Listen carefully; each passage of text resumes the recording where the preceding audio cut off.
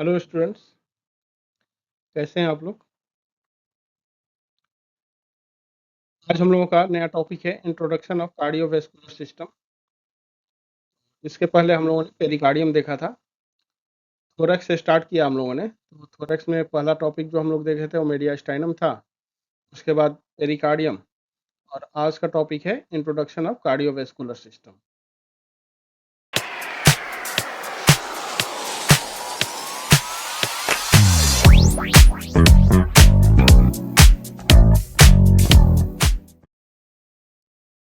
तो अब हम लोग बात करेंगे डेफिनेशन की।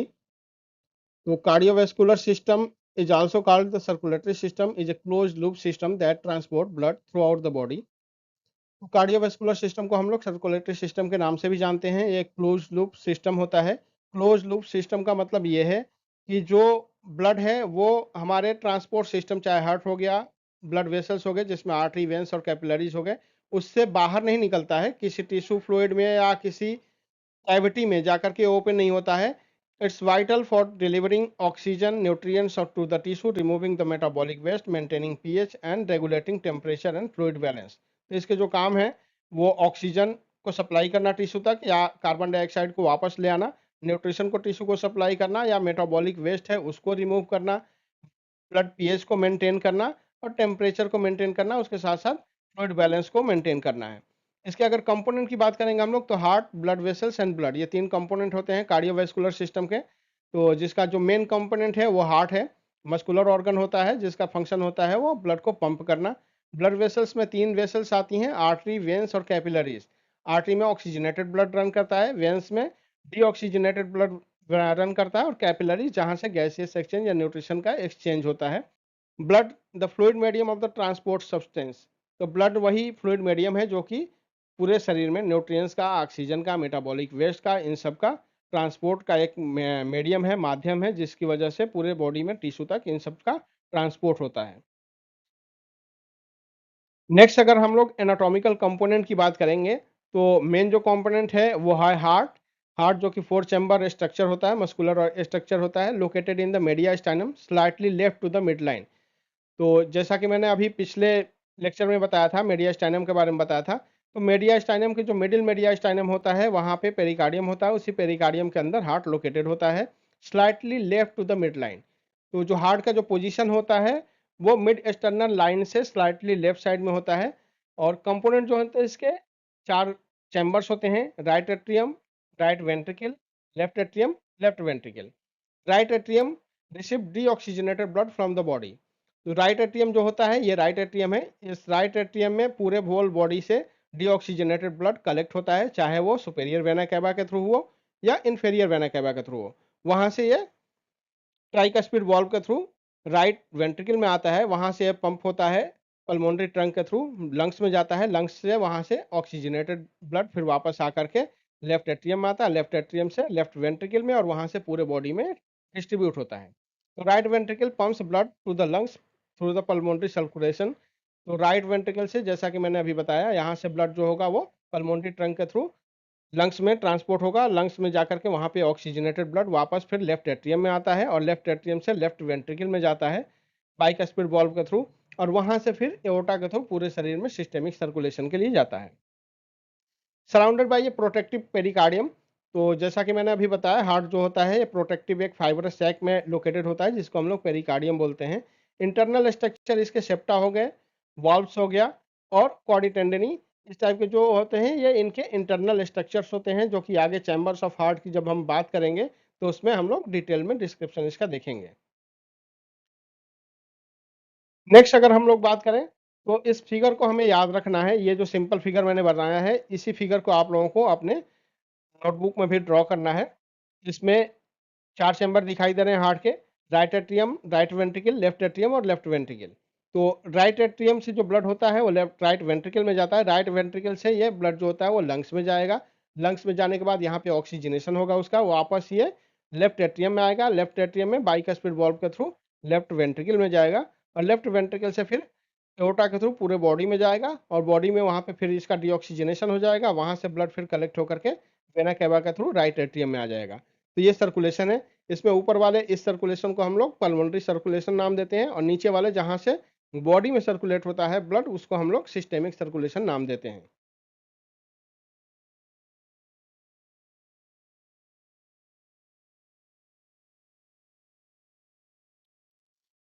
तो इसको एक दूसरे डेफिनेशन से हम लोग समझ सकते हैं कि कोई भी वेसल्स हो, चाहे उसमें ऑक्सीजनेटेड ब्लड हो या डीऑक्सीजनेटेड ब्लड हो, अगर वो हार्ट से away away from the heart से दूर लेकर के ब्लड को कैरी कर रही है, दूर लेकर के जा रही है, तो उसको हम लोग आर्टरी बोलेंगे, चाहे उसमें ऑक्सीजनेटेड ब्लड हो या डीऑक्सीजनेटेड ब्लड हो।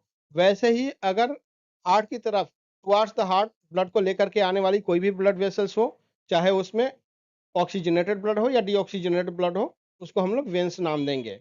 तो अगर इस टाइप का डिफिनेशन अगर हम लोग देखेंगे तो वहाँ पे ये जो एक्सेप्ट पल्मोनरी वेन्स और एक्सेप्ट पल्मोनरी आर्टरी का जो ये थ्योरी है, उसकी ज़रूरत नहीं पड़ेगी हम लोगों को याद रखने की। तो सिंपली आप लोग याद रखिए कि आर्टरी उसको बोलेंगे जो ब्लड को हार्ट से दूर लेकर के जा रही है, और वेन्स उसको बोलेंगे जो ब्लड को हार्ट की तरफ लेकर के आ रही है, चाहे उसमें ऑक्सीजनेटेड ब्लड हो या डीऑक्सीजनेटेड ब्लड हो।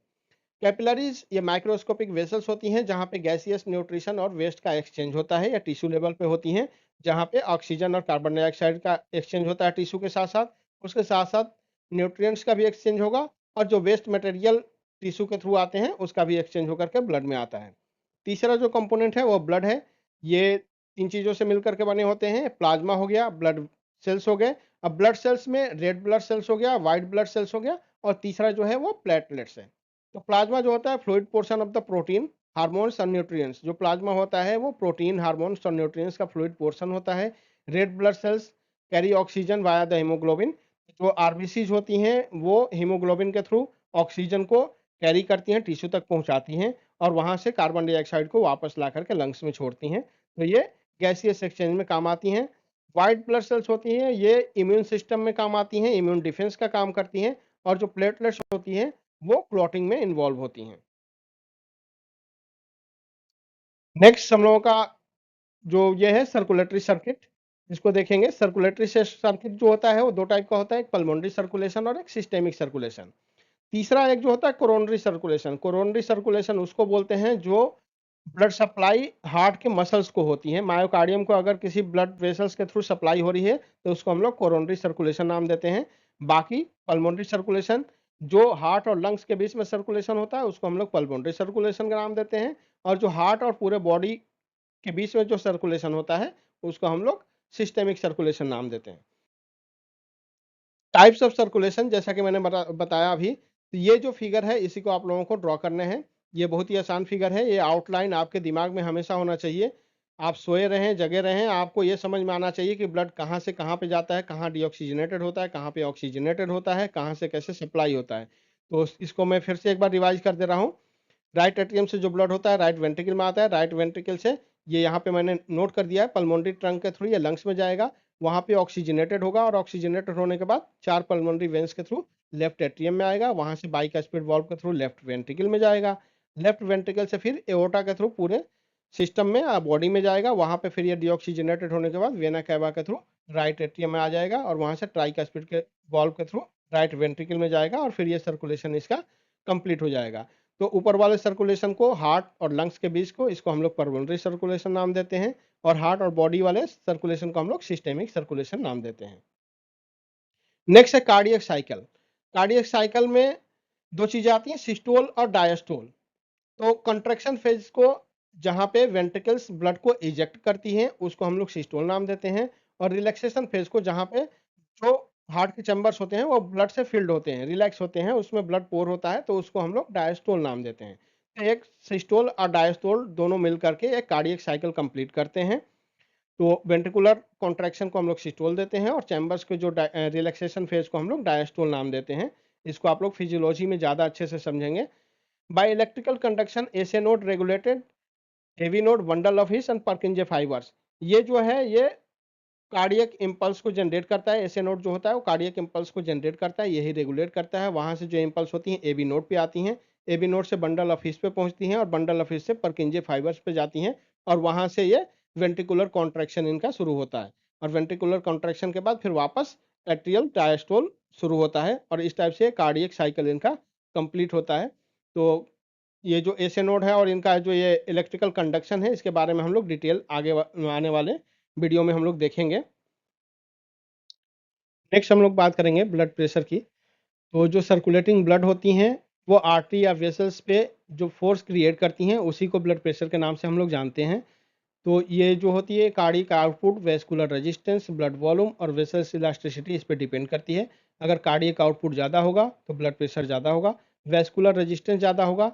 यदि किसी आर्टरी में वेस्कुलर रेजिस्टेंस ज़्यादा हो गया, एथेरोस्क्लेरोसिस हो गई है या उसमें कोलेस्ट्रॉल का डिपोजिशन हो गया है तो उसका रेजिस्टेंस बढ़ जाता है, तो उस समय ब्लड प्रेशर भी बढ़ा हुआ आएगा। ब्लड वॉल्यूम या फ्लूइड लोड अगर ज़्यादा है आपके शरीर में तभी ब्लड प्रेशर ज़्यादा आएगा, उसको हम लोग कम करने के लिए डायोरेटिक का यूज़ करते हैं। वेसल्स इलास्टिसिटी अगर ज़्यादा है आपके शरीर की तो आपका ब्लड प्रेशर कंट्रोल में रहेगा। इसको मॉनिटर करने के लिए हम लोग कफ को रैप करते हैं आर्म पे और उसमें एयर को इन्फिल्ट्रेट करते हैं। जब कफ का जो प्रेशर होता है वह आर्टरी के सिस्टोलिक ब्लड प्रेशर से ज़्यादा हो जाता है तो आर्टरी के बीच जो फ्लो होने वाला जो ब्लड होता है वो रुक जाता है। और जैसे जैसे हम लोग एयर को रिलीज करते हैं कफ से तो आर्टरी में जैसे ही कफ का जो प्रेशर होता है सिस्टोलिक ब्लड प्रेशर से कम हो जाता है तो आर्टरी में ब्लड का फ्लो स्टार्ट हो जाता है। उस ब्लड फ्लो के स्टार्ट होने से उससे जो साउंड क्रिएट होता है वो हम लोगों के स्टेथोस्कोप में सुनाई देता है, उसी को हम लोग सिस्टोलिक ब्लड प्रेशर बोलते हैं। और जैसे जैसे कफ का एयर हम लोग रिलीज करते जाते हैं, प्रेशर अगर डायस्टोलिक ब्लड प्रेशर से भी कम हो गया कफ का तो उस समय जो ब्लड का फ्लो है वो आर्टरी में वो स्मूथली होने लगता है और कोई आवाज़ सुनाई नहीं देती। तो आपके स्टेथोस्कोप में जहाँ पे भी आवाज़ आना बंद हो गया उसी को हम लोग डायस्टोलिक ब्लड प्रेशर के नाम से जानते हैं। तो जहाँ पे आपके स्टेथोस्कोप में आवाज़ सुनाई देना शुरू होता है वो सिस्टोलिक ब्लड प्रेशर होता है और जहाँ पे आवाज़ सुनाई देना बंद हो जाता है वो डायस्टोलिक ब्लड प्रेशर होता है। नेक्स्ट हम लोग बात करेंगे कंट्रोल मैकेनिज्म की। तो जो कार्डियोवैस्कुलर सिस्टम है उसका कंट्रोल दो टाइप से होता है। एक तो नर्वस सिस्टम के थ्रू होता है, उसमें ऑटोनोमिक नर्वस सिस्टम इसको कंट्रोल करता है और एक एंडोक्राइन रेगुलेशन होता है। तो जो ऑटोनोमिक नर्वस सिस्टम होता है उसमें दो चीज़ें होती हैं, एक सिंपैथेटिक कंट्रोल होता है, एक पैरासिम्पैथेटिक कंट्रोल होता है। Sympathetic control increase heart rate and the contractility. अब आप लोगों को मैं समझने के लिए या याद रखने के लिए एक तरीका बताता हूँ। सिंपैथेटिक का मतलब यह है सिंपैथी रखना। तो सिंपैथी की ज़रूरत कब पड़ती है? किसी भी व्यक्ति को या किसी भी आदमी को सिंपैथी कब चाहिए? जब वो या तो किसी मुसीबत में हो, डरा हुआ हो या कोई शॉक लगा हो उसे। तो जब भी मुसीबत में होगा, जब उसको सिंपैथी की ज़रूरत होगी, उस समय हमारा जो सिंपैथेटिक मैकेनिज़्म होता है, वो एक्टिव होता है। जो सिंपैथेटिक नर्वस सिस्टम होता है, वो एक्टिव होता है। उससे जो होता है हार्ट रेट इंक्रीज़ होता है, कॉन्ट्रैक्टिलिटी इंक्रीज़ होती है। पैरासिम्पैथेटिक कब होगा? जब आप प्रसन्न मुद्रा में होंगे। P for para, P for प्रसन्न। जब आप प्रसन्न हैं, खुश हैं, तो उस समय जो आपका हार्ट रेट है, वो पैरासिम्पैथेटिक के थ्रू कंट्रोल होता है। तो जब आप किसी मुसीबत में हो, आपको सिंपैथी चाहिए, वहाँ पे सिंपैथेटिक नर्वस सिस्टम कंट्रोल करता है। और जब आप प्रसन्न हो, जहाँ पे आप हेल्दी हो, आपको कोई दिक्कत ना हो, वहाँ पे पैरासिम्पैथेटिक कंट्रोल होता है। नेक्स्ट है एंडोक्राइन रेगुलेशन। एंडोक्राइन रेगुलेशन में epinephrine, norepinephrine, ADH, renin angiotensin system influence the pressure and the volume. ये जो सारे जो हार्मोन्स होते हैं, ये जो सारे हार्मोन होते हैं वो ब्लड प्रेशर को कंट्रोल करते हैं। साथ में जो हार्ट का जो रिदम है उसके जो पंपिंग कैपेसिटी है उसको कंट्रोल करते हैं। तो ये दो टाइप के जो कंट्रोल मैकेनिज्म है, ऑटोनॉमिक नर्वस सिस्टम और एंडोक्राइन रेगुलेशन, इससे हमारा जो कार्डियोवैस्कुलर सिस्टम होता है पूरा का पूरा कंट्रोल होता है।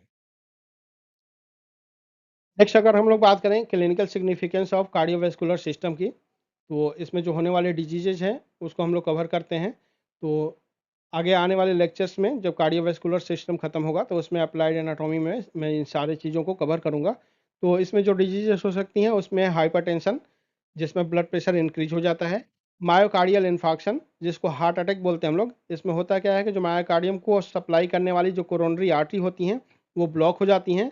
उनके ब्लॉक होने की वजह से हार्ट के किसी एरिया में ऑक्सीजन की सप्लाई बंद हो जाती है, जिससे कि वहाँ के टिश्यू इन्फाक्ट होने लगती है, मरने लगती है और उसकी वजह से हार्ट अटैक आता है। नेक्स्ट है हार्ट फेलियर। तो हार्ट फेलियर में होता क्या है कि जो इसकी वेंट्रिकल्स होती हैं उसकी कैपेसिटी कम हो जाती है, किसी भी वजह से हो सकती है वो। तो ये हार्ट पंपिंग जो होती है वो अफेक्ट हो जाती है हार्ट की, तो वहाँ से ब्लड का पंप नहीं हो पाता और हार्ट फेलियर में चला जाता है।